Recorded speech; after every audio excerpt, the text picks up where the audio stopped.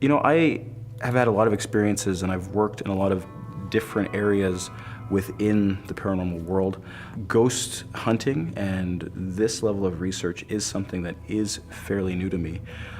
But my level of belief, I'm a believer. I've had experiences that I would deem to be of a paranormal nature prior to the show.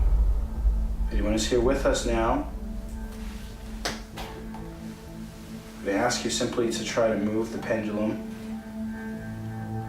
back and forth, side to side, whatever you feel comfortable doing.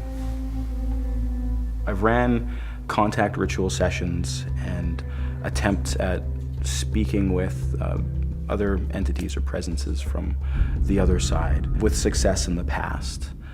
So bringing that in, as well as, when I was a child, I'd often have experiences where one that comes to mind directly is an instance where my grandfather, who was in the hospital passing away, appeared to me very vividly standing at the foot of my bed before he passed.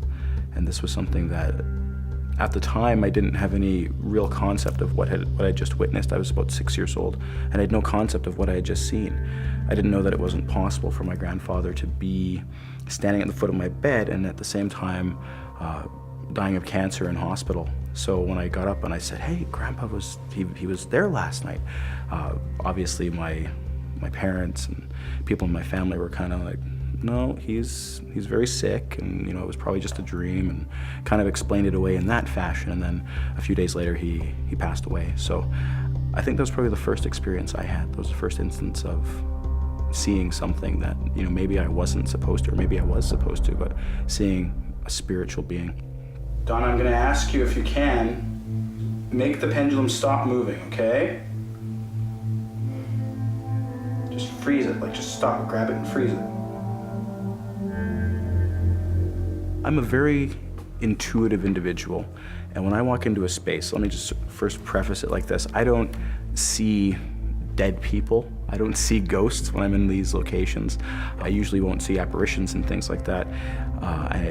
But that being said, when I go in, I draw from the energy, sort of the residual energy of the space, and that allows me to gain a lot of information about people that may have been there in the past, about things that might have happened there in the past. And you can pick up on these things quite easily if you've got a gift that's in tune. It's no different than anything anybody else in the world has. We all have these intuitive gifts. It's just that I was born with a little bit more of an aptitude, and I've fine-tuned it. I've grown it over the last years of my life here. Perhaps what we should do is close down the session here, because it feels to me like they've moved to another part of the home. For me personally, it involves a lot of focused energy work, as far as where I'm applying my internal energy, working with my breathing, going through sort of a meditative process to get myself dialed in and in that zone. And typically I'll use either a free association or free writing process. I've done some automatic writing, I've done some scrying. I use tools ranging from pendulums to cards to casting stones to a whole range of things as a jog for my intuitive sense.